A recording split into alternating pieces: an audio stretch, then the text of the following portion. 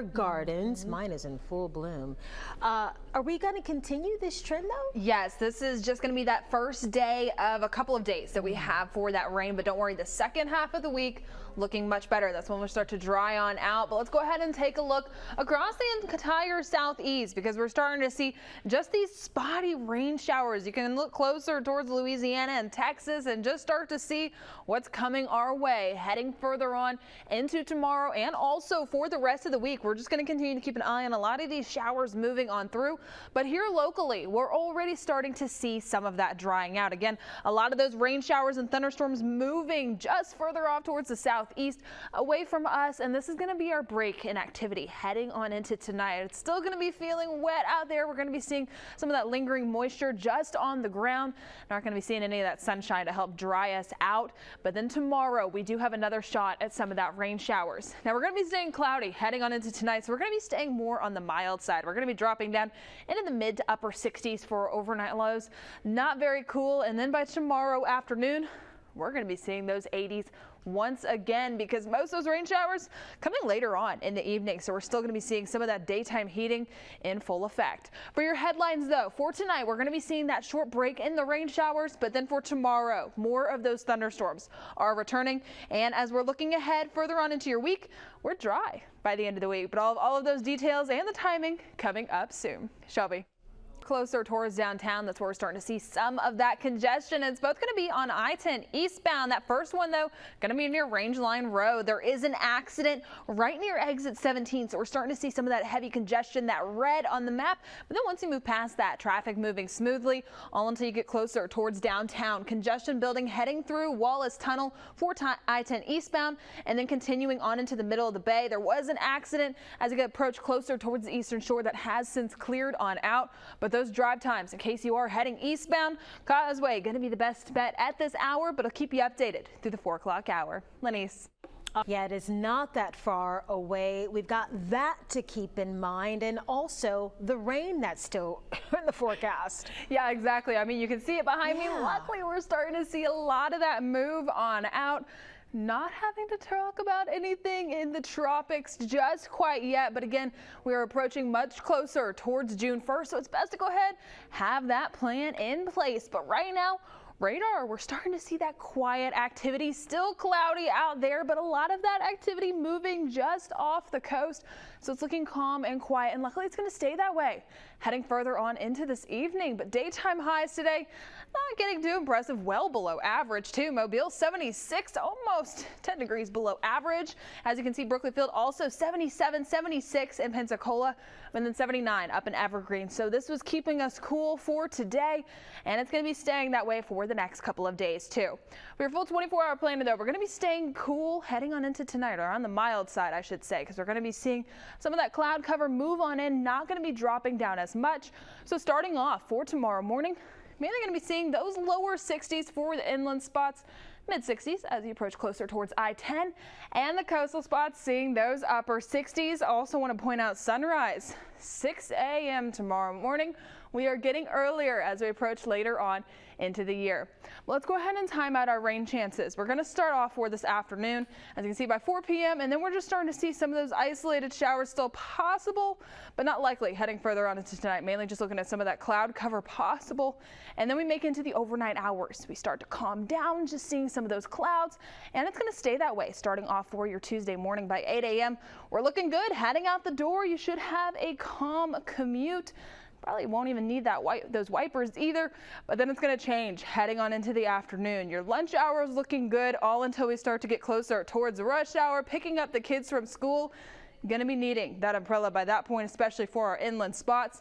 But then most of that activity going to move on down, heading on into the overnight hours for your Tuesday night. This is going to be more of an evening event, so later on for your Tuesday and into the overnight hours for your Wednesday. That's going to be the best timing, also with your severe weather risk. 1 out of 5 risk zone, we're mainly just looking at the potential for those gusty winds and that small hail possible, but that's why we have that 1 out of 5 risk zone. Again, marginal risk zone everywhere in the Foxton viewing area included in this. So make sure you bring in anything that could easily blow away, especially if it's trash day tomorrow. Just keep that in mind. For tomorrow, tomorrow, though, since the majority of that rain's coming in later on in the day, we're still going to be warming up. Lower 80s for our daytime highs for most places. So still going to be feeling a bit sticky by the evening times when we start to introduce that rain with some of those warmer temperatures. For your full 7-day outlook, though, we're going to be staying wet all up until Thursday. That's stay lower, but we're still looking scattered at that point, also dropping down in our temperatures. But then behind it, sunshine just in time for Friday and the weekend, looking so much better, and those lower 80s still sticking around. Shelby. Eve.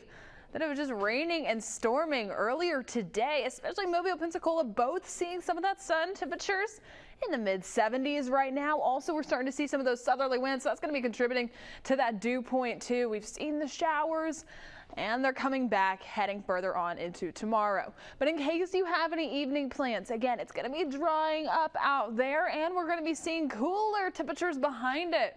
So by the time we make it to 7 p.m., we're going to be seeing those temperatures in the upper 60s and the lower 70s. So any plans, you may need a light jacket, especially if you're going to be having an outdoor dinner. It's still going to be feeling a little bit on the humid side out there, but again, still a little chilly out on the air. Now, for our full 7-day rain chances, we're going to be seeing those higher over the next couple of days. So your Tuesday and your Wednesday, the highest chances at 70%. Thursday, we start to go down to 40%, but the most important thing is going to be the weekend and your Friday looking so much better. We're going to see those rain chances drop off to 0%, but it's going to be wet for the first couple of days. We just got to get through those days, and then we will see that sunshine return in its full entirety. Now for our futurecast, starting off for this afternoon, we do have the potential to see just a stray passing shower, but those chances are low. Most of it's going to be dry, especially heading further on into the evening. Just looking at some of those cloudy skies, especially to start off for your Tuesday morning. 8 a.m. we're just looking cloudy, maybe a sprinkle here or there. So it's going to be a good drive heading off to work, dropping off your kids at school. And then in the afternoon, by lunchtime, spotty showers. And then for the full afternoon, by 4 and 5 o'clock, that's when that activity is really going to be ramping up once again. So picking up the kids from school, heading home from work, that's when you're going to be needing that umbrella or that rain jacket, especially with some of that heavier rain that we're going to be seeing heading our way, some of those thunderstorms too. And that's going to continue on into your evening. So by 7 to 10 p.m. and into the overnight hours for your Wednesday, we're going to be staying wet and stormy. Now, the good news through all of this is the pollen numbers. If you're an allergy sufferer, luckily for the next couple of days, you get to see some of that relief. We're going to be seeing those low numbers heading further on into your Thursday until that sunshine starts to return, and that's going to be the trade-off that those numbers are going to be going back up. For your full day planner tomorrow, though, again, we're going to be starting off cloudy, isolated by the time we make it towards lunchtime, and then most of that activity is going to be coming in on the second half of your day. Still going to be in the upper 70s, though. For your severe weather risk, we're at that marginal risk zone 1 out of 5. Gusty winds, hail, and also some flooding towards the coastal spots. Very possible as we continue further on into the week. Just something to keep an eye on and be aware of. But luckily, we're going to start to see some of that clearing, though, by the time we make it into the weekend. Sunshine fully re-emerging by your Friday, Saturday, and your Sunday, and re-emerging for your commute. And then also some clear areas out there, but one accident to touch on. Still going to be affecting I-10 eastbound. Actually, there was a second accident here. Looks to be clearing up just slightly, starting to see some of that red go away. But again, that's going to be right before Rangeline Road on I-10 eastbound.